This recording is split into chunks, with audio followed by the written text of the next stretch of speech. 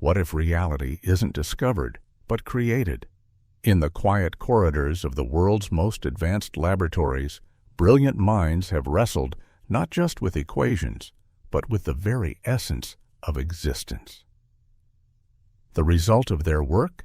Discoveries that could redefine everything we know about consciousness, time, death, and even the laws of physics themselves.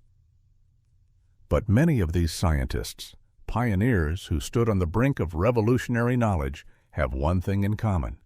They vanished. Not into obscurity, not into retirement, but literally into silence. Some disappeared from locked rooms. Others left behind laboratories sealed by unseen hands, their data erased, their names only whispered in the margins of academia. This series traces the stories of 10 such minds, 10 seekers of forbidden knowledge who may have uncovered truths too volatile for our world to accept.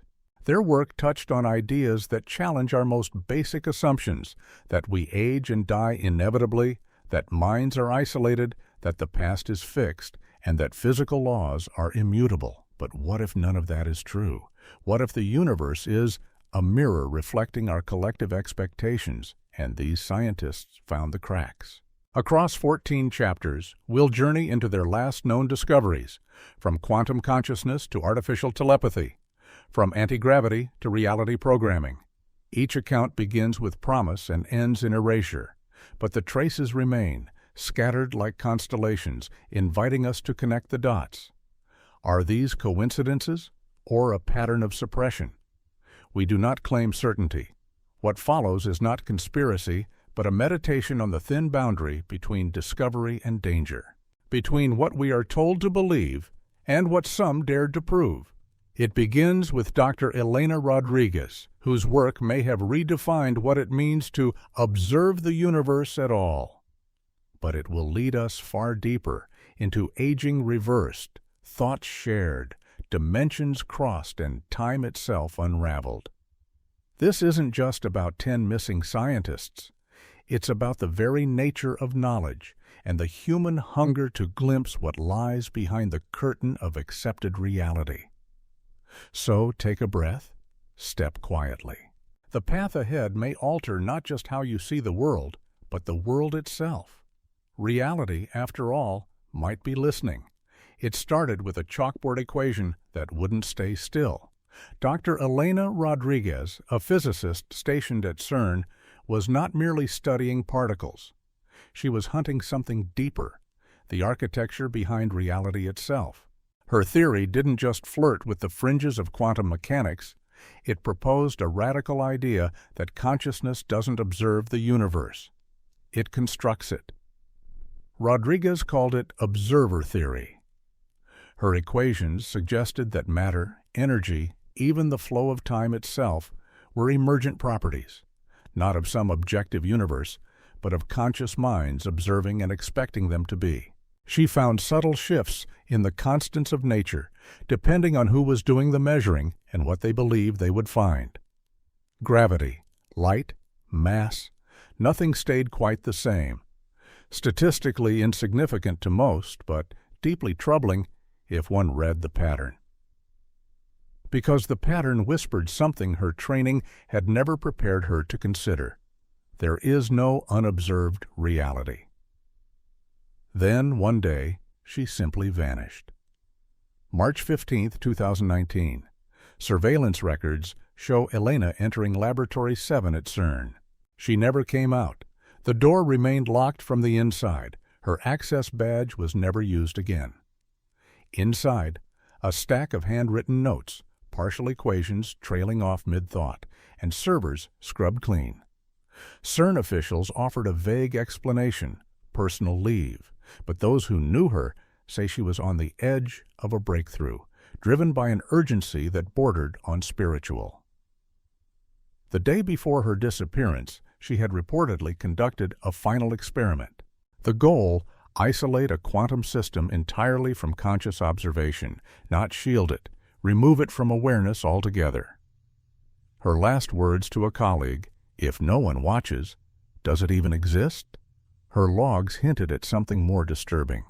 Systems left truly unobserved didn't remain in probabilistic limbo.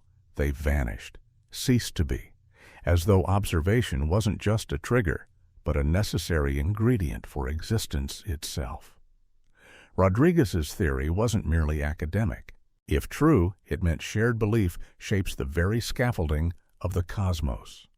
Reality wasn't a stage we stood upon. It was a play we wrote together, moment by moment. The implications were seismic. Truth became participatory. And if enough people believed in one version of reality, that version could become dominant, not by force, but by perception. Who decides what is real? In the absence of Elena, her work was sealed, her lab sterilized. No trace of her observer theory remains in CERN's archives. But the questions linger. If consciousness creates reality, then reality is not a place we live in, but a song we sing in unison. And when one voice sings a different tune, too loud, too clear, perhaps the silence that follows is not an accident. So we must ask, did Elena Rodriguez disappear, or was she unobserved into non-existence? When science meets the limits of perception, the edge becomes not just a frontier, but a fault line. She crossed it, and whatever lies beyond, it no longer includes her. Unless, of course, you're still watching. It was supposed to be a celebration, the end of aging. On September 3, 2020, Dr. Sarah Chen was hours away from revealing what some called the greatest biological breakthrough of the century. Her lab at Harvard had become the quiet epicenter of something extraordinary, the reversal of cellular aging. Not the slowing down, not the cosmetic masking, but true biological rejuvenation, and then she vanished. Her work began with telomeres, those little caps at the end of our chromosomes that wear down with time, like the aglets on shoelaces. But Chen didn't stop there. She discovered what she called the master switch, a hidden regulatory mechanism buried in our DNA. This switch didn't just influence aging, it controlled it. More precisely, it orchestrated when and how the body stops renewing itself. What if aging, she asked, wasn't natural decline, but deactivated youth? In her trials, elderly mice reverted to youthful vitality, not just in appearance, but in organ function, immune response, cognitive ability. Within weeks, 80-year-old equivalents moved, breathed, and healed like they were 3 months old. Then came the secret human trials, quietly funded, privately conducted. The results were astonishing. 70-year-olds with frail frames regained strength, memory, resilience. The elderly became the ageless. Her therapy didn't merely extend life. It erased the biological markers of aging. That night, Sarah sent one final message, encrypted, nervous, to a colleague. They told me not to release this. I'm being warned. She was last seen entering her lab around midnight. Security cameras record her arrival, but never her exit. When morning came, the lab was sealed. Federal agents, unmarked vehicles, files removed under the cloak of national interest. Harvard later stated that she resigned voluntarily, but those close to her knew better. A single notebook, rescued before the lockdown, outlined a world-changing future. She envisioned a therapy so simple it could be distributed like a vaccine. One shot, and age would mean nothing. Disease, decay, death from old age. Things of the past. But that future never arrived. The data is gone.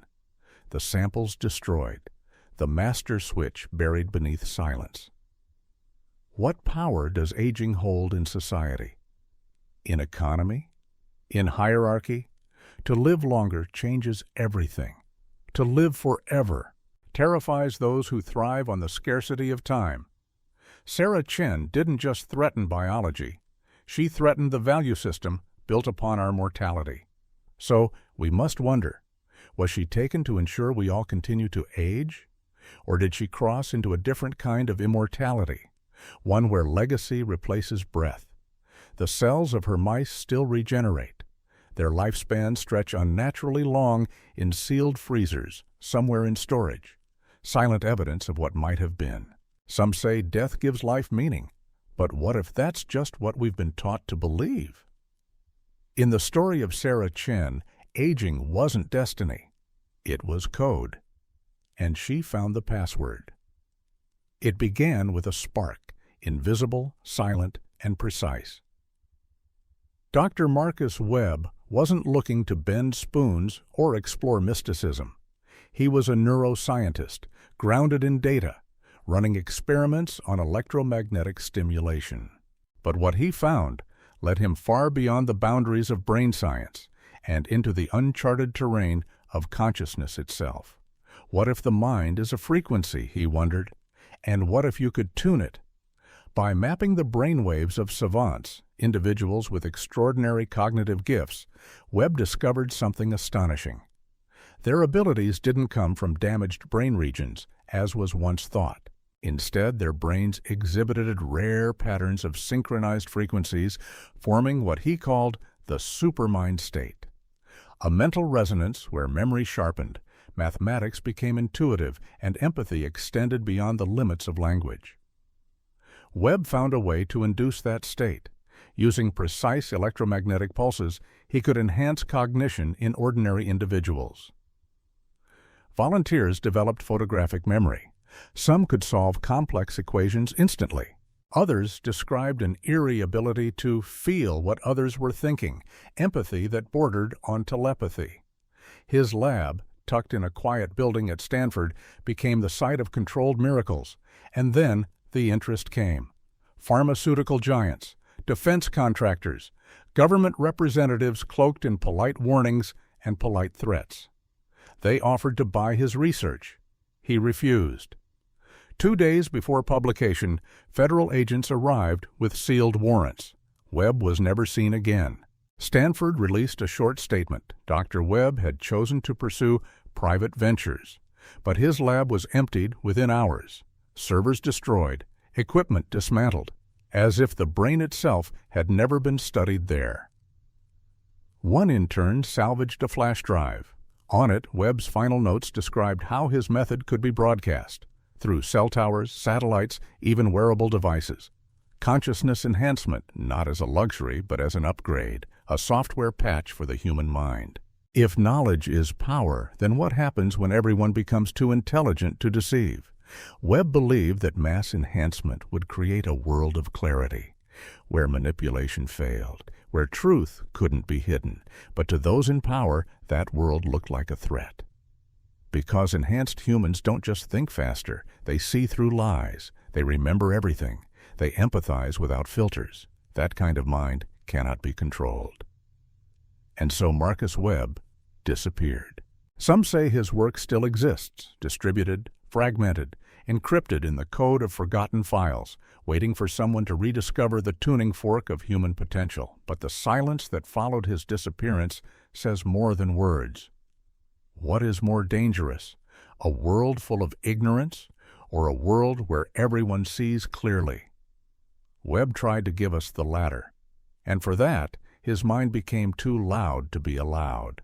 Now, every hum of a device, every pulse of invisible waves carries a question. What else could we become if allowed to remember what we're capable of? It began with a stone suspended in mid-air. Dr. Yuki Tanaka stood before her experimental rig at Tokyo University, watching as a metal sphere hovered silently above the platform. No strings, no tricks, just gravity, bent, reversed, and broken open like a secret finally spoken. Tanaka had done the impossible. She had manipulated gravity. Her research bridged the gap between Einstein and the unknown. While general relativity described gravity as the curvature of space-time, Tanaka theorized that gravity might also be shaped, sculpted by electromagnetic fields, not as a side effect, but as a direct interaction. Through precise field configurations, she created pockets of distorted gravity. Objects floated, some accelerated upward, others lost weight entirely. What she called gravitational editing wasn't science fiction. It was happening. Repeatable, observable, real. She had plans to scale it.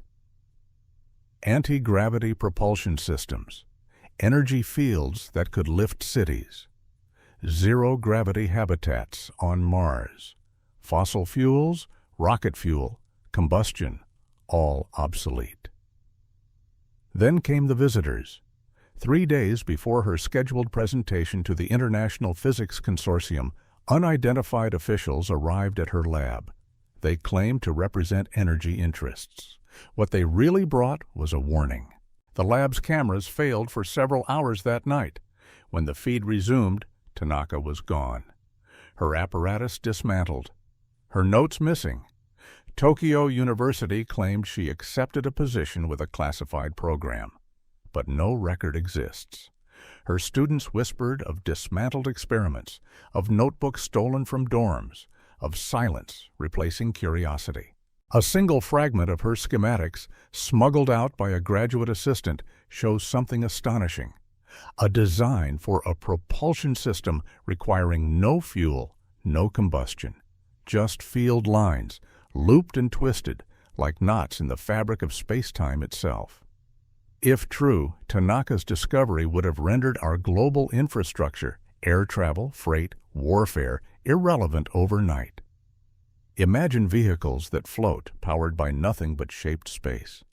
Imagine warplanes that make no sound. Imagine energy that costs nothing. But imagine, too, the collapse of trillion-dollar industries. Progress does not always mean freedom. Sometimes it is seen as insurrection. And so the world kept spinning, weighted, grounded, without Yuki Tanaka. Her legacy is more than a hovering stone. It is the memory of what it felt like to touch the sky, not metaphorically, but literally. We often say gravity holds us down, but what if it's only because we haven't yet learned to let go? Tanaka tried. She found the keys to a door marked impossible, and then someone locked it from the other side. The silence between two minds was finally bridged. Dr. Robert Hayes believed telepathy wasn't fantasy. It was physics. In his quiet lab at Johns Hopkins University, he dismantled the wall between thoughts and distance, proving that the brain does not speak only through words, but through waves. And those waves could be received. Hayes had long studied the faint electromagnetic signals emitted by the human brain, patterns of intent, emotion, and memory. Most scientists dismissed them as noise, too weak to interpret. But Hayes wasn't looking for noise. He was looking for a signal. His breakthrough came when he amplified those signals using a neural resonance device he designed himself. Pairs of volunteers were placed in electromagnetically shielded rooms. One would view images, feel emotions, recall memories. The other would describe the same things with no sensory contact. They weren't guessing. They were receiving. Hayes had built a telepathic bridge, not with mysticism, but with measurable frequencies. He mapped the brain's code book. Different thoughts operated at different wavelengths. Emotions hummed at one frequency, images at another, complex concepts at yet another still. His device could isolate and transmit them, brain to brain. Then it did something even stranger. It could read. By tuning into specific frequencies, Hayes could decode real-time brain activity, hearing thoughts before they were spoken. Not metaphorically, literally. Words before the mouth formed them. Decisions before they reached awareness. And if you could read thoughts, you could also monitor secrets. That was the moment interest shifted to concern. Military observers, intelligence agencies, quiet men in dark suits asking quiet questions. Hayes expressed hesitation. He feared misuse. His technology could revolutionize communication or annihilate privacy. He planned to go public anyway. On May 22, 2019, just hours before publishing his findings, Robert Hayes disappeared. He left no message, no note. Only the echo of a machine that had once listened to the human mind. University statements claimed a leave of absence. But those who knew the truth saw the signs: wiped servers, sealed equipment, warning glances from administrators who no longer made eye contact. One surviving notebook revealed his final goal: to miniaturize the device, not for espionage, but for connection, to let humans understand one another without words, without lies. A world where empathy wasn't guessed, but shared, where we felt others not just emotionally, but neurologically. What would change if you could feel the pain of a stranger as your own? Or hear the joy in someone's heart without asking? Perhaps Hayes got too close to that world. Perhaps the power to hear minds is less dangerous than the possibility of being heard. And maybe that's why he's gone, not because of what he discovered, but because of what he refused to keep secret. In the space between two thoughts, he found a path, a signal, a way forward, and someone decided that was too much. Now, we are left listening, wondering, and still, beneath the hum of our devices, beneath the noise of daily life, that signal may remain, waiting to be heard again. It started with a question whispered across time: can the past be changed? Dr. Lisa Morrison believed it could, not by rewriting history books, but by literally rewriting history. Her work at MIT wasn't about time machines or science fiction. It was about consciousness, and how, under precise quantum conditions, it might stretch not just across space, but backwards through time. Her inspiration came from the quantum eraser experiments, those strange demonstrations where future actions influence past measurements. But Morrison asked, if quantum particles can be influenced retroactively, could the same be true for the conscious mind? Her answer was yes. She developed what she called temporal resonance fields, experimental zones where consciousness could, in effect, send information back to its earlier self. No DeLoreans, no wormholes, just focused intention and quantum entanglement. The results were unsettling. Random number generators altered in retrospect. Computer records reflecting choices that hadn't yet been made. Participants reporting memories of events that hadn't occurred until they did. And in the center of it all was Morrison herself, testing, refining, reaching across the thread of time to warn, to guide, to change. She claimed to have succeeded. Lab notebooks contained predictions of future events, stock movements, political developments that came true with alarming accuracy. She spoke of loops, messages from her future self, a growing network of temporal echoes. But her discovery frightened even her. She confided to colleagues that time travel through consciousness wasn't just possible, it was dangerous. Not because of paradoxes, but because of potential misuse. Governments could alter public memory. Corporations could erase accountability. The very notion of truth could be fragmented. History, she realized, could become subjective. The night before she was to present her findings to military officials, Morrison disappeared. Her lab was empty, equipment gone, surveillance footage corrupted by electromagnetic interference. When it resumed, there was nothing left. MIT said she left for classified research. But those who saw her last remember her differently, tired, hesitant, but certain she had touched the past. And now she might live outside of time altogether. There are rumors that her experiments still run somewhere out of reach, that she sends messages, small nudges in probability, strange synchronicities, that somewhere in the data noise of the universe, Lisa Morrison is still reaching out. Because if the past is not fixed, if it can be shaped by thought, then we are never truly trapped by what was. But who decides what was even means? She offered us a tool to heal history, or to erase it. Now she is gone. And time, that once stable current, feels just a little less certain. In her absence, the clocks still tick, but perhaps they're not just counting forward anymore. Perhaps they're waiting to be rewritten. He found meaning in the void, the so-called junk of our DNA. Dr. Kevin Park wasn't interested in what genes did. He wanted to know what they could do. And what he discovered, buried in the 98% of our genetic code previously dismissed as useless, would challenge the entire narrative of human evolution. He didn't find randomness. He found code, patterns, sequences, structures that mirrored advanced programming languages, too complex to be accidental, too elegant to be ignored. Park called it the genetic operating system, and he was certain it didn't just govern biology, it governed potential. Hidden in non-coding DNA, he discovered instructions that regulated not only intelligence and personality, but what many considered fringe: intuition, sensory expansion, even precognition. And they could be rewritten. Using gene editing tools, Park reprogrammed this latent code in human volunteers. The results were staggering. Test subjects developed heightened cognition, faster memory retrieval, and pattern recognition that bordered on psychic awareness. One participant predicted a series of random events before they happened.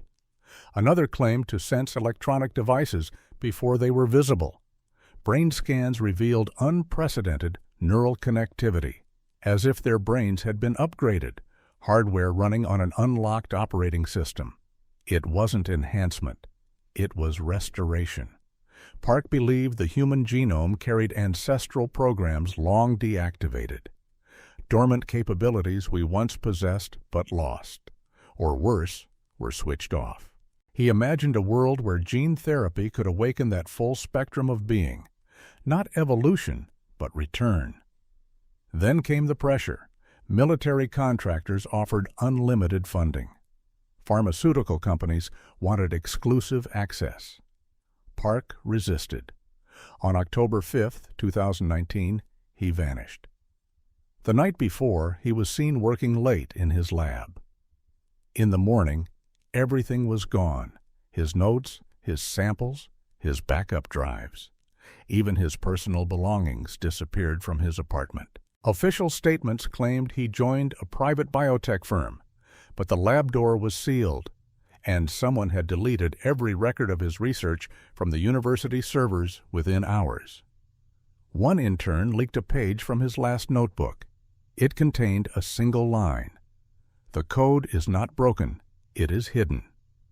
Park believed our limits were not biological, they were installed, and he found the uninstall command. His discovery threatened not just medicine, but power.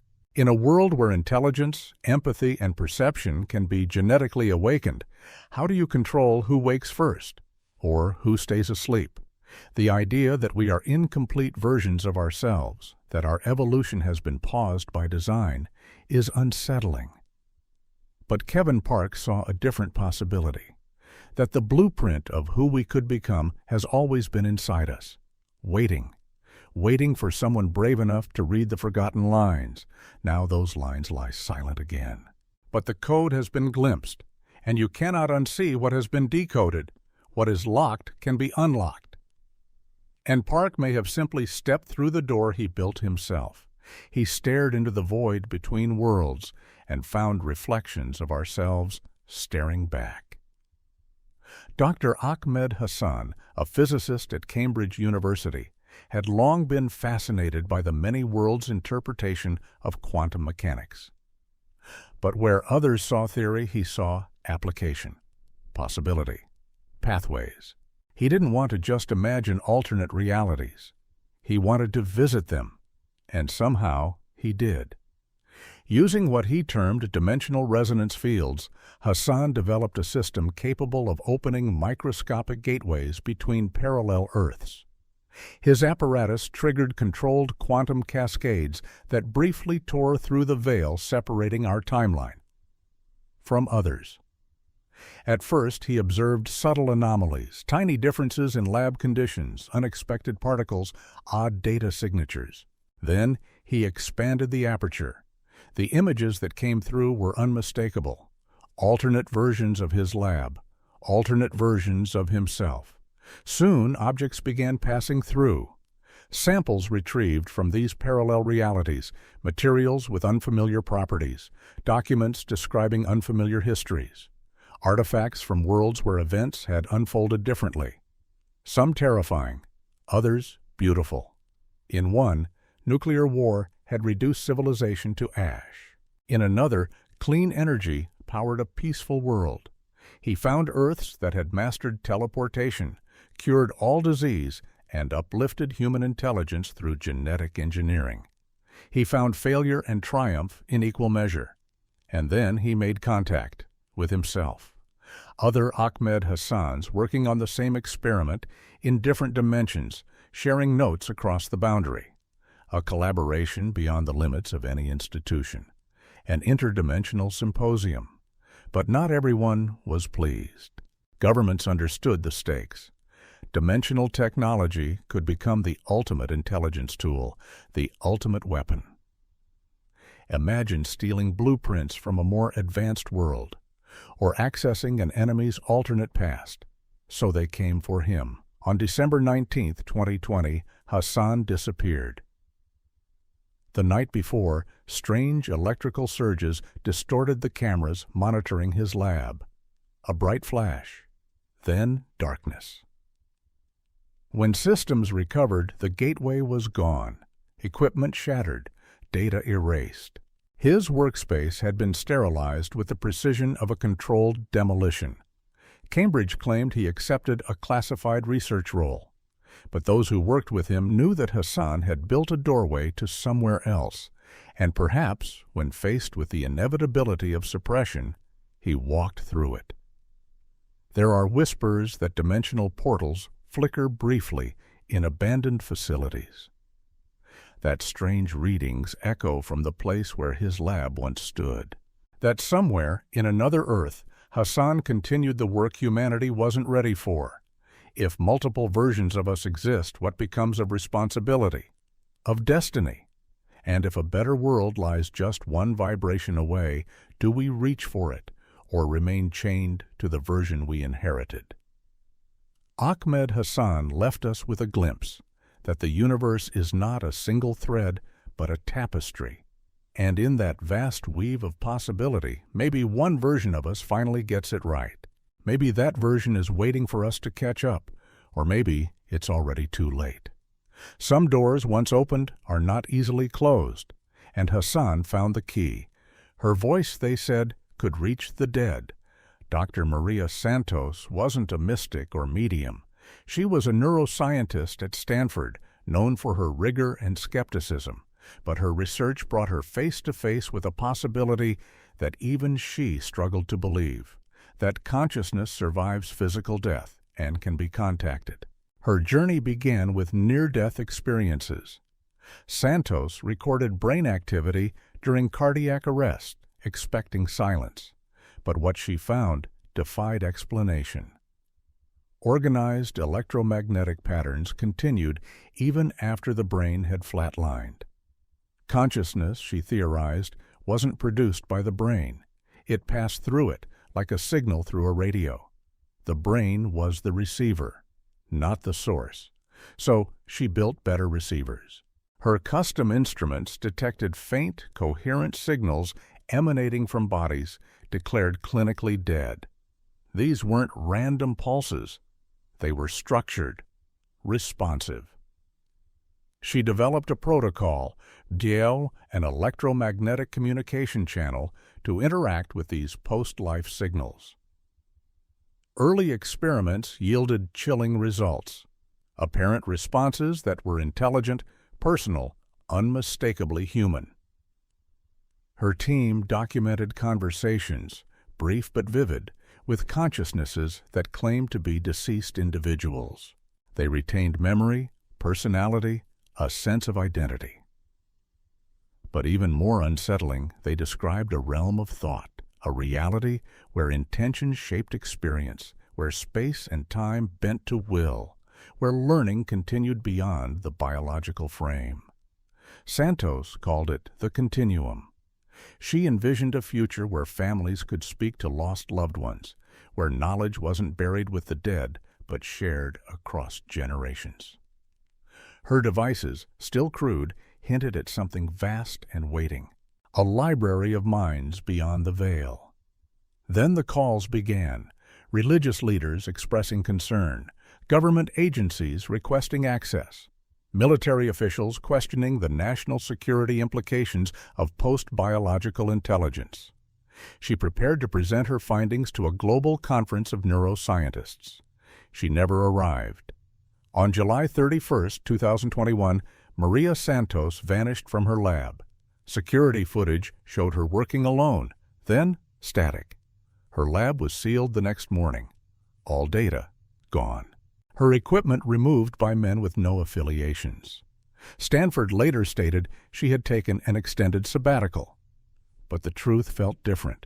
One recovered fragment of her final recordings contains a voice, not hers, faint echoing, saying, "Don't fear the crossing, we are still here." Was it real? Her disappearance leaves us wondering, if death is not an end, but a threshold, what lies beyond? And who gets to decide whether we should listen? What if the voices of the dead are not haunting us? What if they're waiting to help?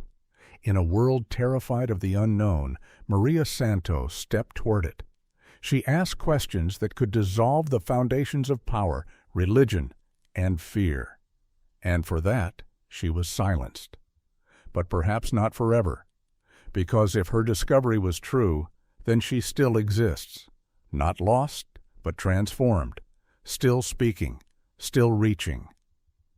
And maybe, if we learn to listen, she will answer again. He didn't find God in the machine. He found the machine behind God. Dr. James Wright, a theoretical physicist and computer scientist at MIT, had long suspected that the laws of physics behaved more like code than immutable truths. Quantum mechanics, with all its paradoxes and probabilities, seemed less like nature and more like a program running just out of view. Then one day, he found the cursor. Wright's research merged quantum computing with computational theory, constructing experiments that probed the fundamental information structures behind physical reality. What he uncovered was staggering. Physical constants could be edited. In isolated environments, his devices altered gravitational pull, changed the speed of light, and bent atomic behavior, temporarily but predictably. Wright wasn't just observing anomalies. He was rewriting reality. He called it reality source code. And the most shocking revelation? Consciousness had root access. Through focused thought combined with quantum interfaces, Wright found that the human mind could issue commands to the underlying framework of existence. Gravity, time, energy, malleable through directed intention when amplified by the right hardware. He wasn't building machines to change the world. He was building keyboards for the cosmos. It was elegant, almost poetic. We weren't bound by reality. We were participating in its runtime. His lab was filled with prototypes, small devices that created zones of programmable physics, areas where new rules applied, bubbles of altered law. Wright envisioned a future where anyone could shape their environment, design their own physical laws, live in a self-authored world. A society of reality programmers, not gods but artists, painting with the brushstrokes of existence itself. And that was the problem. The night before he was scheduled to demonstrate his findings to Pentagon officials, his lab recorded electromagnetic interference. Surveillance systems failed. When they resumed, Wright was gone. So was his equipment. MIT stated he had been recruited for classified government work, but the lab was scrubbed with surgical precision. No files, no backups, no residue, only a whiteboard wiped clean. Except for one line written in small black ink, "Reality is not fixed, it's updated." What happens when the rules we live by are revealed as optional? What happens when truth becomes editable? To those in power, Wright's discovery wasn't a breakthrough. It was an extinction-level event for authority, for certainty, for control. Because if everyone can alter the rules, there are no more referees. Was Wright eliminated? Hidden? Or did he simply rewrite his own exit? Perhaps he's somewhere still editing, reconfiguring reality from the shadows. Or perhaps the world he helped shape is already here, stitched invisibly into our fabric. A glitch in gravity, a flicker in time, a moment that feels too perfectly placed. We tell ourselves the universe obeys laws. Immutable, universal, absolute. But what if they are guidelines, editable lines in a program far older than our species? James Wright left us with no device, no manuscript, no farewell, only the lingering suspicion that reality is not what it appears to be, and that someone somewhere is still writing the code. 10 names, 10 disappearances, 10 discoveries that rewrote the rules of life, death, time, mind, and matter. Each of them stood alone, but when seen together, the shape begins to emerge. Not a coincidence, a pattern. What connects them is not conspiracy, but consequence. Elena Rodriguez proved that consciousness shapes reality. Sarah Chen reversed aging. Marcus Webb enhanced the mind. Yuki Tanaka defied gravity. Robert Hayes enabled thought transmission. Lisa Morrison touched the past. Kevin Park decoded human potential. Akmed Hassan opened doorways between worlds. Maria Santos contacted the dead. James Wright rewrote the laws of physics. And then, erased. Not from history, but from access. Their research didn't simply threaten science. It threatened control. Each discovery unraveled a fundamental limitation long held as unbreakable, that we are isolated, aging, mortal, constrained by time and space. But what if those limits are artificial? What if they exist not because they are natural, but because they are useful? Useful to systems built on fear, on scarcity, on dependency. If death is a doorway, who profits from pretending it's a wall? If time can be rewritten, who benefits from the illusion of inevitability? If reality itself is participatory, who has the most to lose when the masses awaken? The silence surrounding these scientists is deafening. The institutions that once celebrated them now speak in vague statements. Their labs are sealed, their data erased, their families offered explanations that ring hollow. Yet threads remain. A note salvaged from a desk, a flash drive left behind, a recorded voice echoing from an empty room. They point toward a different kind of future, one not built on controlling nature, but understanding our role within it. A future where thought is not passive, where observation creates, where reality is not dictated, but chosen. Perhaps that's why they disappeared. Not to suppress knowledge, but to protect it. Maybe their work was taken underground, or beyond reach, or into other dimensions entirely. Maybe they didn't vanish at all. Maybe they transitioned to a version of the world where their discoveries could survive. And maybe, just maybe, we are already living in the world they touched. A world where the rules feel thinner, where coincidences feel curated, where the veil wavers just enough to make you pause. These 10 scientists didn't fail. They succeeded. They found too much. They saw too far. They proved that we are not small beings trapped in a vast machine, but co-authors of the machine itself. Their stories are warnings and invitations to remember, to question, to see, not just what is, but what might always have been. If reality is watching us, shaping itself in response, then perhaps these disappearances are not conclusions, but beginnings. And perhaps the real question is not, where did they go? But, when will we follow? Some say the greatest power is the power to forget, to erase, to render invisible not only the discovery, but the discoverer, to let time wash away the echoes until only absence remains. But silence leaves a shape. In each case, the disappearance was clean, surgical, a vanished scientist, a sealed lab. No leaks, No trials, no bodies, only polite denials and redacted reports. What is lost in those moments is more than data. It is direction, a future folded and filed away. But for every shuttered lab, something remains. A notebook passed to a friend, a whispered account from a colleague, a backup drive hidden in plain sight. Traces, like fading footprints in the snow, of discoveries that dared to ask too much. Together, they form a question that science alone cannot answer. What are we?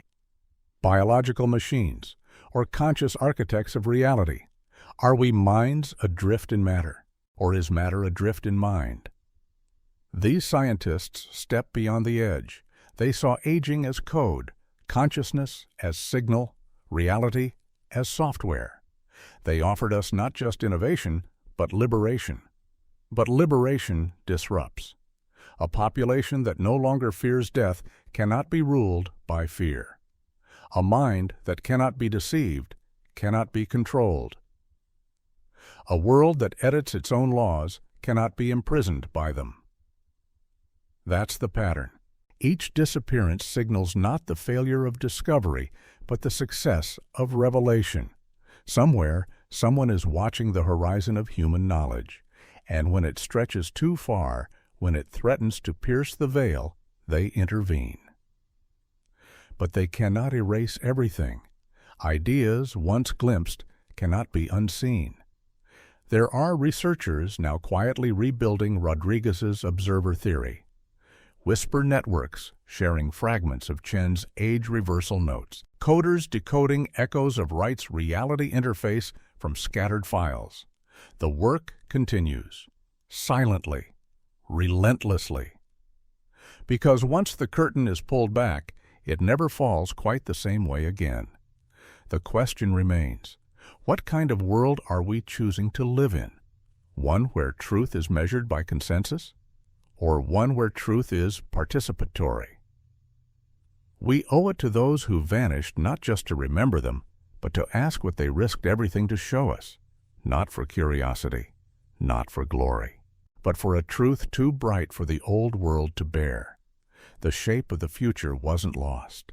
It was hidden, and we were left with the map, scattered in the stories of those who disappeared, not as martyrs, but as messengers. The final thread is not a conclusion. It is a return. To the question that began this journey, what if reality is not something we inherit, but something we build? 10 vanished scientists. 10 impossible discoveries. 10 invitations to reimagine the boundaries of existence. Their stories read like myth, like science fiction, like allegory, but they are something more grounded, more urgent. They are reminders that human potential is not a fixed quantity, that the laws we live under of time, biology, physics, perception may be less like iron and more like language, malleable, rewritable, evolving with the ones who dare to speak new truths. And yet, for every unlocked door, a gatekeeper emerges. Fear dresses itself as caution. Power disguises itself as order. The unknown becomes dangerous not because it harms, but because it liberates. In the end, these disappearances are not just scientific puzzles. They are mirrors held up to our collective story. Do we choose comfort over curiosity? Control over possibility? Silence over understanding? The 10 who vanished did not just glimpse the future. They became part of it. Whether lost to classified halls, parallel dimensions, or post-biological existence, they crossed thresholds we are only beginning to see. Perhaps they are not gone, but simply waiting, on the other side of the idea. And perhaps their stories are seeds meant to take root in us, to ask more, to look closer, to remember that reality is not just experienced, it is shaped by thought, by belief, by courage.